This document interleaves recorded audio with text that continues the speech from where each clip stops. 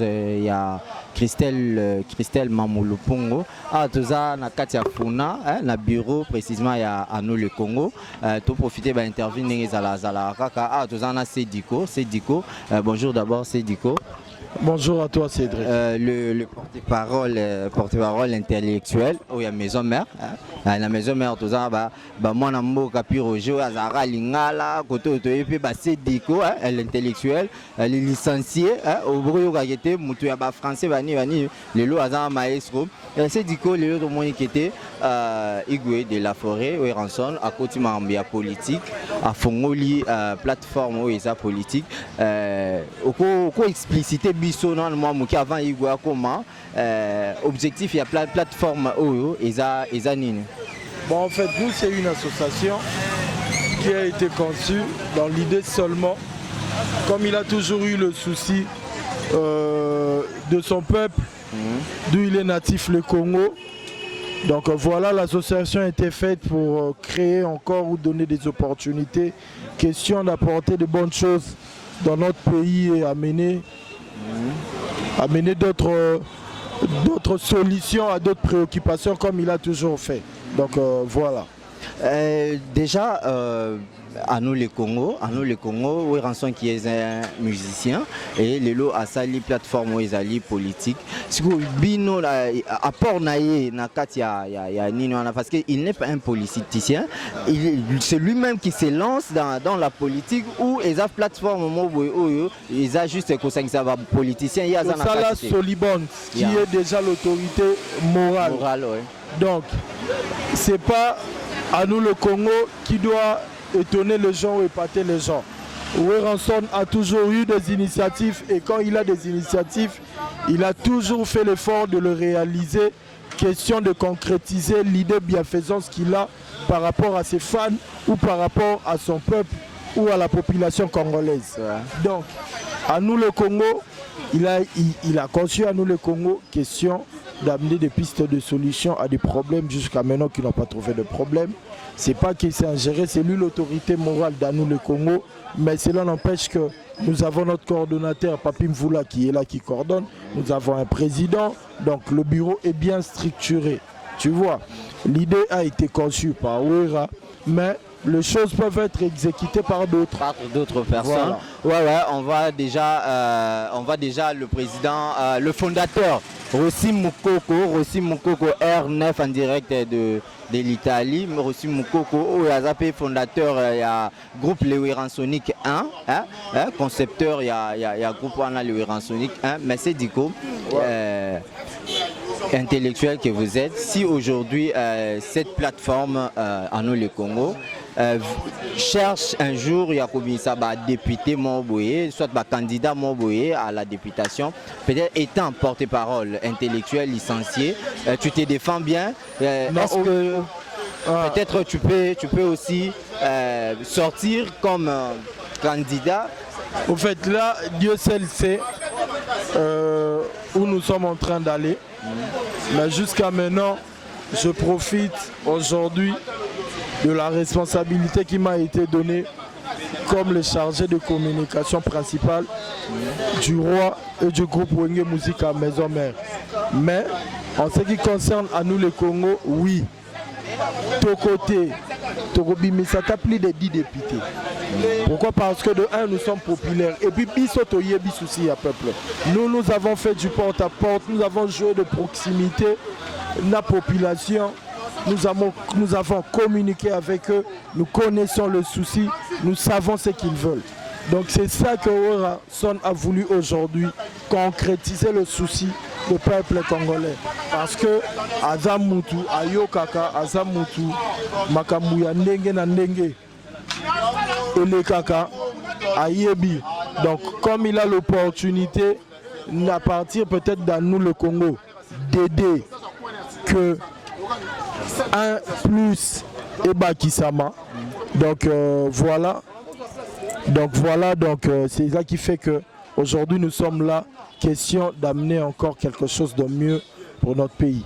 Merci beaucoup Sédiko. Je sais qu'on est encore là, question d'attendre le roi de la forêt. Le phénomène est en train d'avenir. Moi je vais toujours appeler le phénomène Messi Humanus. Inomini Patrice aujourd'hui, El Camino de la Luz, le chemin de la lumière. Donc tantôt il sera là. Non, tout ce que tu as dit là, parce que tout ce que j'ai dit, tout ce que j'ai dit là, tout ce que j'ai toujours dit. Le phénomène au Messi Humanus Inomini Patrice, El Camino de la Luz, le chemin de la lumière. Ah oui, merci beaucoup, le phénomène. Donc voilà, nous attendons le roi, dès que le roi sera là. Donc je crois que d'autres choses. Vous pourrez avoir les images et tu auras l'opportunité d'avoir en exclusivité l'ouverture, le coupure du ruban dans le Congo. Merci beaucoup, Cédric. Merci à toi, Cédric. Merci beaucoup. Nabalandito, El News, merci beaucoup. Tous les interviews, tous les awa, ti Igwe Koma, tous les binobo à brancher Bolanda Marambo. Merci beaucoup. Ciao. Merci beaucoup, Balandia, El News, abonné na bisoto, bon moi qui tous awa, na kati ya funa, na bureau principal ya Anou le Congo où ils a plateforme ya Igwe Ranson ils a lancé depuis lobby sur la plateforme tout il y a internet mais la michu oyo la michu tout ça awa tu es pour la inauguration mais tu es tout petit peu ba maman na biso awa donc na cadre gars d'interview tu limite découvrir baza banani soit sur bino boyebi bango déjà c'est que biso peut soit na bato mususu o ba découvrir ki bango va découvrir dans le maman baza banani baye ko sala nini awa na Anou le Congo. Bonjour maman. Bonjour maman boza kimi on a senti que ba santé ça va. Ça va. Non maman déjà micro isa. Maman tu es awa na kati ya Anou le Congo. Tu es kokuta bino Anou le Congo isa plateforme ya Ranson Igwe de la forêt. Boye objectif na bino d'abord boye kolukani parce que ça membre ya politique boza pe ba politicienne. Bon, ça ma politique était. Ezali plateforme à Ranson a salé loko na pour aider la population ya mboka Congo. Eza pour la politique était biso étant que bana Ransonik 1 toza affilié na kati Anou le Congo. Ya biso toye ko sangana ye pour les jours inauguration ya Anou le Congo. Big up au fondateur Rossi Moukoko R9 depuis l'Italie. Bonjour, dans la place aux Ali. Bon, moi, qui est maman, lobby, Ezali, ma politique. Mais, Nandeng Bisoto, il paraît, Igwe, à ça, les plateformes, où ils ont politique, n'a qu'à tu en as soutenir car politicien. Mais nous, c'est Bisoto, qu'ils ont mamia solo, c'est l'homme bino. Qui a soutenu les politiciens. Il paraît qu'il a postulé dans la présidence. La présidence, c'était à postuler dans la députation. À postuler dans la députation. Okay. En tout cas, merci beaucoup. C'est un news, déplacement sur Ezali. Biso tozaki sous-informé, mais la micho tu reçois information et pas maman. Maman tu repères sa combo parce que combo au pesa quitté. Voilà, maman Dada, maman représentant au Ransonik 1.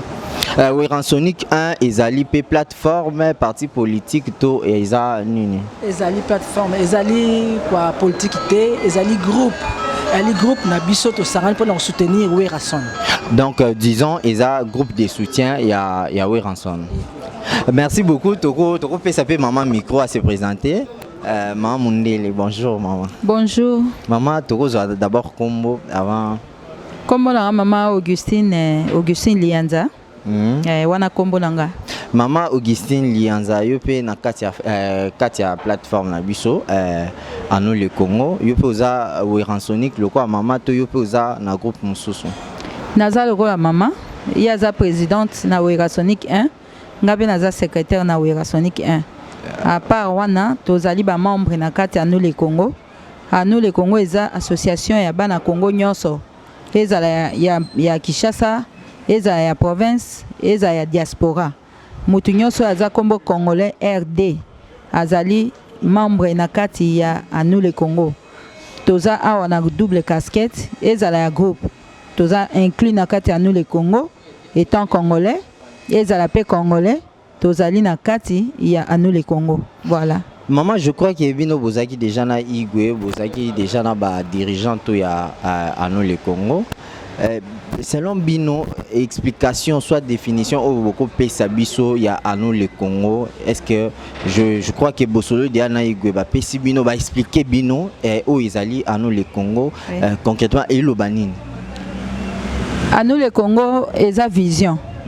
Eza vision oyo euti na président Weranson et azana posa ya kosangisa bana Congo oyo baza na conscience positive pona koluka ko aider ba Congolais oyo ba se retrouver kana kati ya Congo te. Congo eza munene. Eza mboka moko oyo ba Congolais d'abord bango moko ba sengeli ko se retrouver. Ezala ozali mutu osalaka musala te. Eza oza mutu ata cordonnier, ata sireur, ata nani to nani, ata oza élève, ata oza étudiant, ata oza ministre, ata oza pasteur, ata oza nani to nani na musala na yo oyo pona, ata yo journaliste, osengeli ko se retrouver na kati ya musala na yo. Eza bato ebele basalaka misala par exemple ba fonctionnaire, ba se retrouver kate. Mais na kati ya nous le Congo, vision ezali ya président na biso ezali ete mutu oyo azali ko sala musala na ye n'importe quel musala ata otekaka ata business ata ba affaire o se retrouver na kati nango ezala te ke musala na yo ozo sala énergie na yo kende pamba kasi ozo se retrouver te yango anu le Congo eye pona kosunga ba Congolais lokola vision ana eza munene.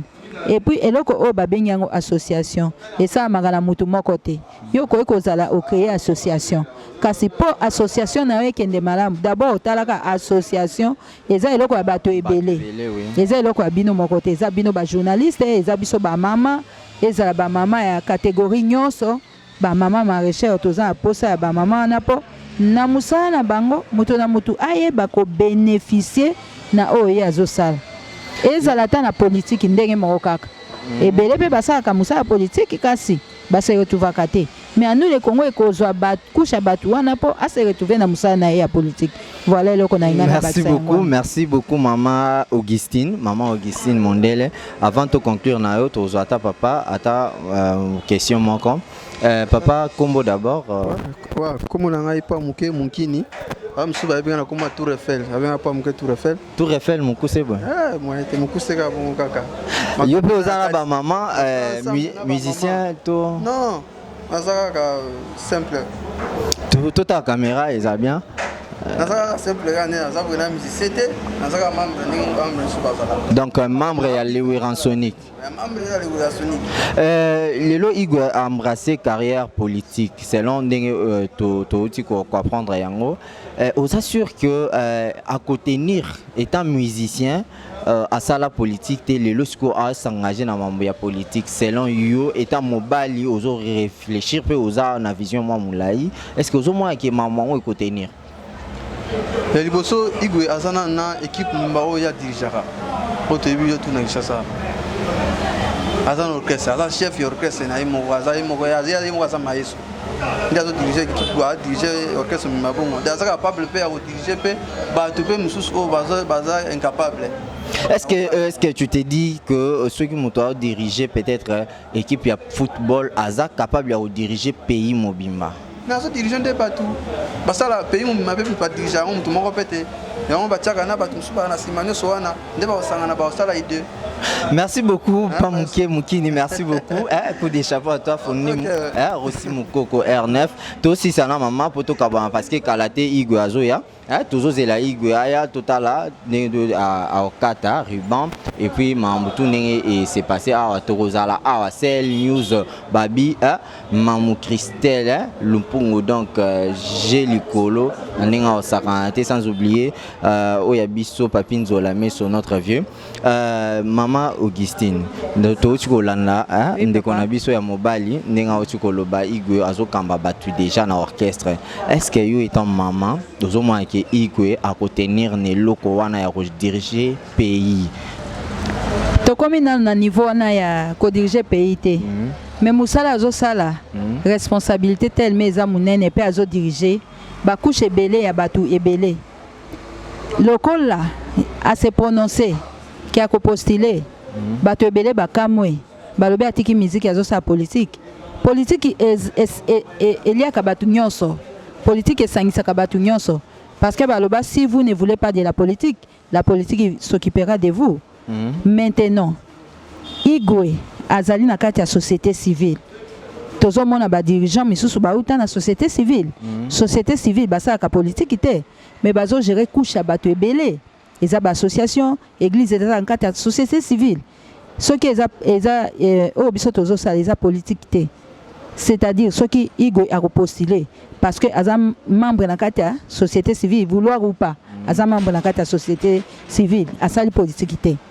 Ozomon yango wana toza na posa ya bato oyo bazoya na lolenge wana na vision ya monene boye pour un jour lokola bato bayokaka ye un jour pe akoki pe kokoma quelqu'un lelo so tolobi tozonga bilili na Californie moto moko tolandaka ye azaki commando azaki maire de la ville toyebi maire de la ville musu na Brazzaville toyebi pe Jojo Weah lelo yo yebi journaliste yango toza na posa tomona ba congolais volontaires oyo balingi ke mboka ekende liboso à partir ya ba initiative à boy. Merci beaucoup. C'était là le groupe le Weransonic qui soutient le roi de la forêt Igwe Weranson boyoki mama boyoki papa ndenge ba explicité na ndenge eza toza na no awa parce que Igwe akomi na noté tozo kende tozo solo Bogota là Mamutu et les cas. Merci beaucoup, restez branchés na Sahel News toza na bino awa tozo ya.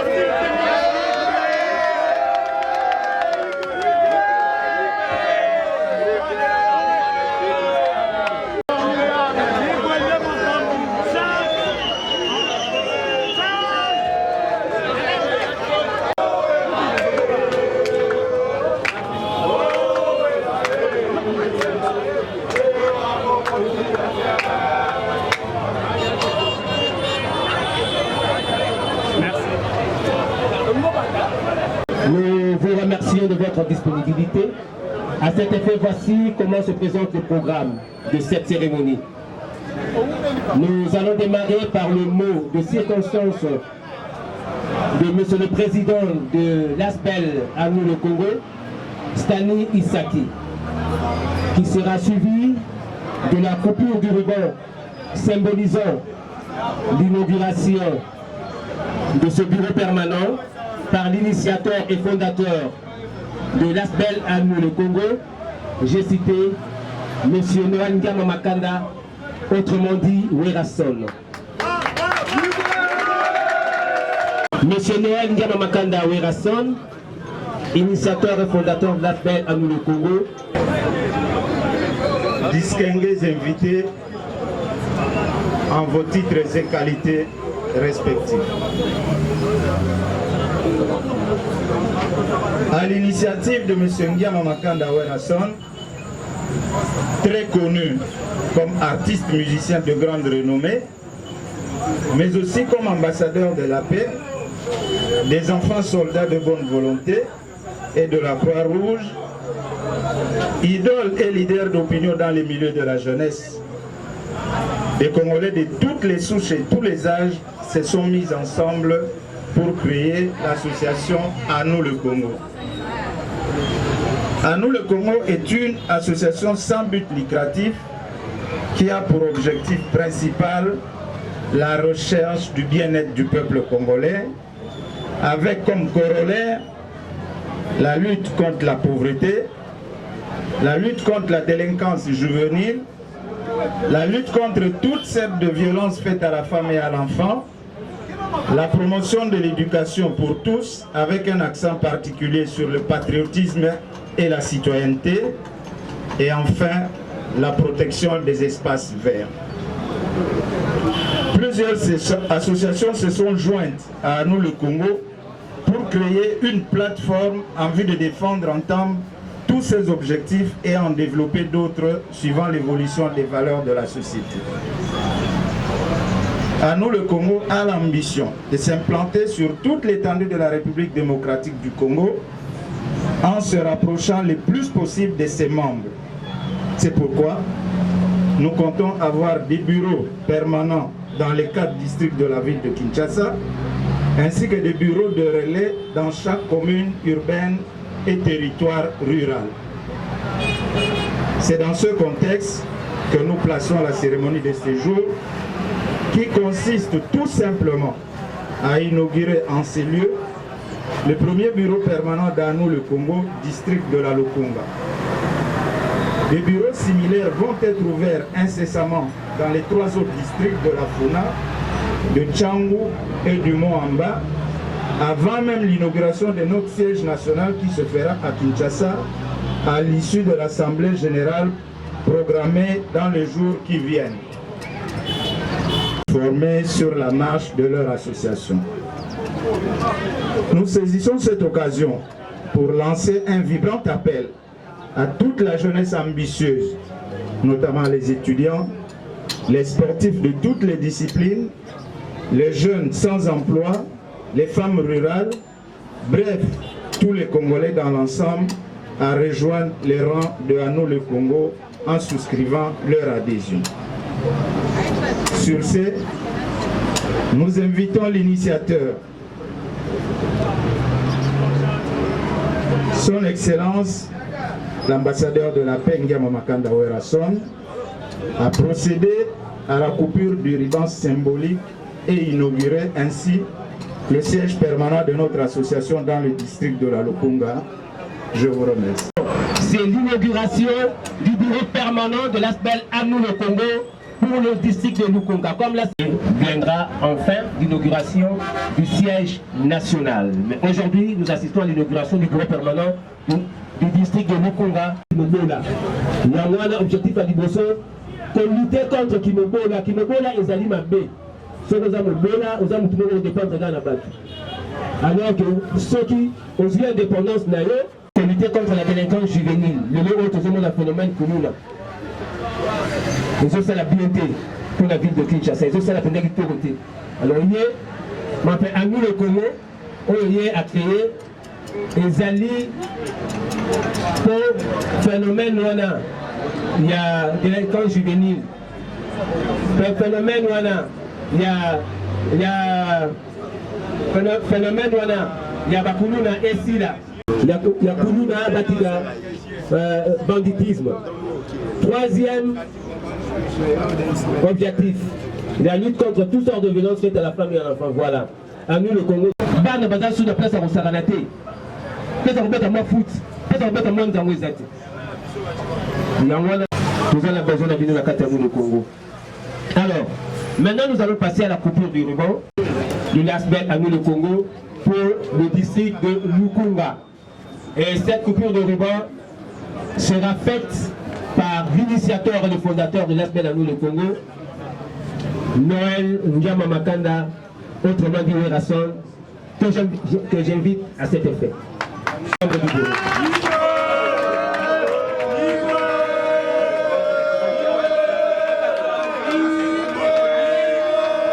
Monsieur Ngiama Makanda Werason, la paire de ciseaux est là.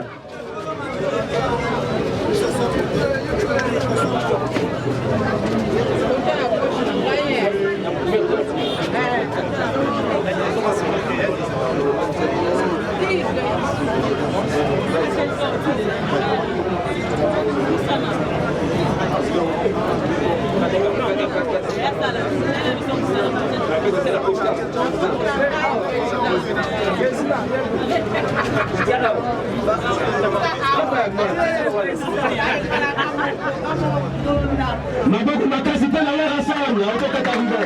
Champagne, champagne, champagne, champagne. Champagne. Champagne.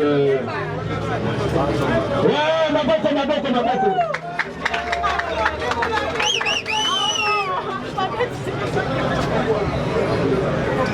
Ouais, Saka, mais la même chose, Saka.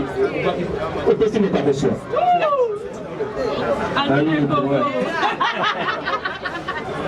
Maboko pour la Annie le Congo. Maboko. Alors, merci beaucoup. Nous allons maintenant inviter M. l'abbé Jean-Marie Condé à accompagner M. Ndiama Makanda Werason et les membres du bureau pour la bénédiction des locaux. Monsieur l'abbé. elongo na yo tobongisa bikelamu oyo okendaki kongo na mosala moyo tokosala toyeba komisalisa kosalisa mpe baninga bazali na makasi tokobondela bongo ekoya kristu mokonzi wa biso bileko biso seko amen sasa bokasi nosabelisa maina ye awa tobonekela yango esika nyonso ya malamu tokobima awa oyo ezali yango te nzambe tokozala oya kristu mokonzi wa biso bileko biso seko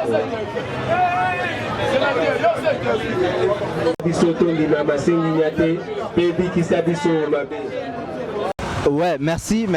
Cell News, babi Cell News nde makambo na miso tozakaka awa na kati ya funa na compte kaka ya ba interview ndenge ezala bino mobomo yake moye koti ekomi okita Igwe auti koya akoti botali image bomoni mais tozaka manzaka bonjour. Ah bonjour. Je crois que Kombo te fait ces yango. Ouais, yango na Kombo na. Donc ça c'est présenté l'issue sur rôle na la maison mère et ça va bien. Bon rôle na la maison mère bon naza pena pi petit de la forêt au pena to banda histoire masolongo banda. Donc banda 85 wenge ti lelo nazali eta que oni manzaka manko lelelele naza pena implice ya maison mère nazali mutu ya sécurité te. Na pena manzaka manko penza ya na be exaucer. Il y a pas l'un, donc il n'y a pas un pambaté que ceux qui n'importe qui là. Manzaka manko etoye lelo ezali inauguration ya plateforme ya Igwe Weranson de la forêt. Yo awa na oyo Weranson a créé étant musicien. Oko yebisa biso nini par rapport ya ba musicien mususu oyo peut-être bakoki ko sala o baza pe na ba idée te ya ko sala neti mambo oyo Weranson azo sala oyo. Bon, na on sepela penza Weranson a laxi bango courage moko po baye bakara ke vie ezaka musique te. Vie à part na musique faut olukape okomape implice mon na kati ya mboka. Et que ça a déjà implice il faut comme implice le lowe rapesi courage que député on a pesité que pour na nenga ba black apesi pena que azamo na mboka fa sala na mboka o donc na mboko pena wera fa sala donc pour na nga fa za ta premier ministre pour li peke comme 100 francs li peke comme 50 francs donc il wera o ba souci na biso te ke biso ba yanke ya mabete ba yanke kununa te ma yanke mabete donc to ba yanke to bi idéologie de la forêt to vana na wera le loté à l'époque pour bisaler de la forêt patron na ngane na vanda na bi ke wera so comme le premier ministre na mboko donc biso no na kata Congo to zala bien donc moi ko na ko lia o mutano donc makama ko changer sous ba ministre za te takane de papa kengo adondo azalaka à l'époque à Mobutu bana ko changer te ko ba changer ministre mususu pour to zaina kengo adondo to ba ne ko lia bien donc le lo so wera comme ministre na kata mboko na biso lipa et comme on a 50 francs. Tu comprends que de la forêt à Tiki Musique a embrassé carrière politique. À Tiki Musique, nous avons salarat na gouvernement. A beta na mugila ogila. Era musala na musique oyo ayekola akoyemba. Po nano akaoki gorge te. Soka akaoki gorge ke akufi wana nda robeta su musique te. Mais atazo sala. Ah non, bête musique n'a pas mais ça non on a makila et ça vous a black iti. Donc yo oui ça biso que na ministre Weranson a co-postulé année oyo selon yo. A postulé ko na députation atika ta point. Ako sala eloko wana po ako mapenza kutu ba député bozo baté. Ako ba ministre ndé. Nakata mboko. Mais pour na comme ministre ils ont la procédure il faut au commandant député après ba économiser. Au quoi Moni Kabila Kabanga aza président oyo alingi batu mais bato ya lingi balingi eta siko na ndenge tozala kata gouvernement po bango nyonso faut batika président faut tika la moko président fotika le moko neti ba wera siko ba komiko ya na ba place sango au moins te mboka ebo Manzaka toza na yo awa tobi ke tozo sisa na yo parce que de la forêt il faut abimana kati tozo pe sorti na e mais yo ozo confirmer biso kete Igwe azo postuler na ki député yo za na souci na yo ezaki Igwe akoma ministre kutu donc nga souci na ngai wera son afa comme ministre siko so lelo akomi ministre yo ozo place poste ngai so comme ministre mbala moko bana na nga na bota bango 5 ba se retrouver donc na ko muta ba veste neti Kadima yo na zoleka Kadima donc Kadima boss yo na zoleka donc ya koloba mingi te de la forêt so comme ministre nga manzaka pena ba passe nyoso esinangu donc talaka na tanga zana boye na zoka muke ona boko la bana boss ko tanga ko mangu quand ngala mona ka bata ba veste ba leka ka na ba cortège nga pourquoi pas na cortège wana. Merci beaucoup Manzaka toyebi ke totika yo to zape ndeko apesa ta fana pesa mbote na ba sœur na nga na poto ba mère aniti mambote ba mère Jackie Watunda petit na nga Fanny Adado moi na nga moko Fanny Jessica Ngiama Noël Platini Fanny bana na nga moko Manzaka manko na bota bango na sima wera son na bota 7 na perda 2 na tika na 5 na bota shooter na pesa mo sila nga bloc adena Tim Gowera comme premier ministre na bandiko bota. Merci beaucoup Manzaka, merci beaucoup. Ndeko message ni nyoko pesa biso na compte ya donc présence na bino d'abord awa na eza plateforme politique. Bino pe boye ko sa mambo ya politique to boye kaka mambo ndule awa. Ouais, c'est bien, DJ Sport, des mots de l'ambiance. Naïda soutenir des artistes, Weranson, Ngama Makanda, leader à Wenge. Pour ma caméra, ça allait bien. Merci beaucoup. Ndengeza na siko lelo we rabo soutenir na ba musique na ba mamususu. Lelo siko na politique, est-ce que vous êtes sûr que wera ce qui a PC député nae soit il y a zongi ciment ya PC député okozala à mesure il y a au voter muto o weranson na ko pesa bino bien que okoye bae to okoye bate mais okozala à mesure il y a kozwa voix na yo o élire muto. Bon, balbara bien que la voix du peuple c'est la voix de Dieu.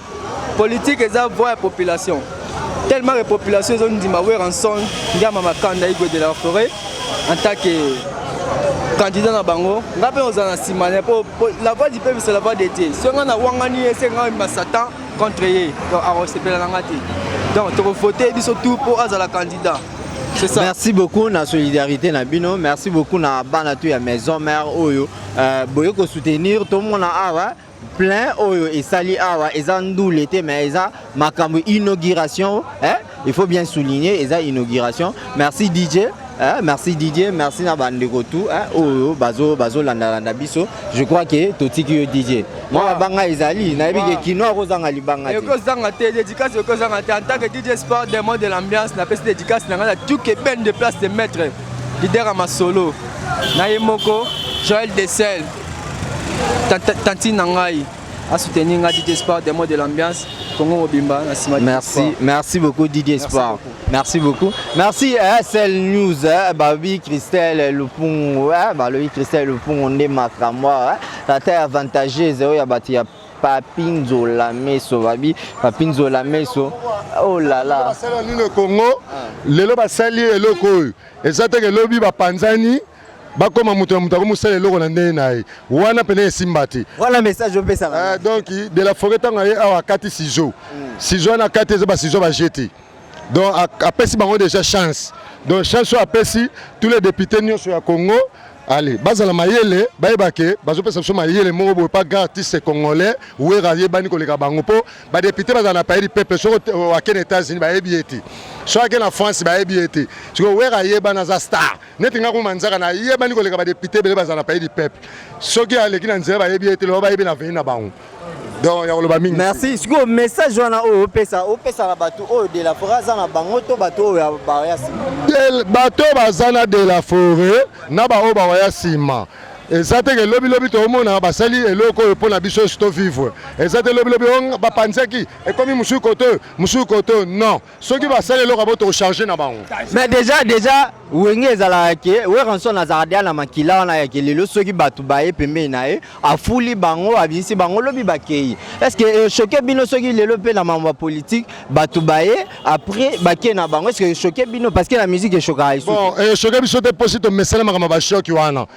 Donc surtout ma sarama pas sanzila mon Eric Lema nakata Paris aroye bisao tokoyama aolobake makamukutu ya kokima wera ya ko négliger to le kango tu la sami gérant en betilo donc biso manzaka to banga su makama ko longwa te tako ba faire ba gasta te ba kenda banani ba kenda tala ba ekigi wala ba kima wera na poto.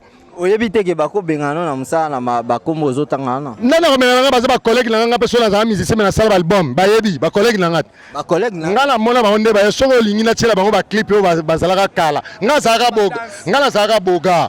Ba baza ba vilain. Siko ko ba ba vilain partout ba no fula bango po ba no yembele bien. Apesa ba dance. Mais soko tali bilongi na ba onde nga na TV to ko kanita. Ba bengano na musala pa. Nana ko bengana nga na bengana bango. Bana yo bengana faire ayebi yo. Bango tu. Ya. Ana pananga. Saka omoi mambo o luka o to yeli mambo politique mais yo komi o luka mambo ya. Azelo ko tena atala wera na exaucer na gladinanga. Ya solo wana. Merci beaucoup Manzaka, merci beaucoup Cell News, merci beaucoup ma patronne ma patronne Christelle Lupung, Christelle Mamou donc la taille avantageuse, la couleur frappante.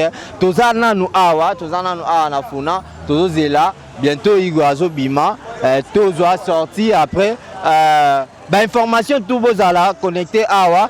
Rossi Mukoko balobi R9 na kati Italie. Ozomona mamango yango donc to la te boulot place tout actualité ezali bokomaka bosala basi si actualité ezali maestro Akita sur place maestro nazano kese nanga wenge Manzaka Matolo bana poto bayebi tuna masanga kulu ezambazamba Manzaka tuna fiot tuna poeza samina ana kese nanga wenge Manzaka Matolo eyemba déjà ni okese nanga bon album déjà za na studio te après yemo ko to sara moi clip mo ka fula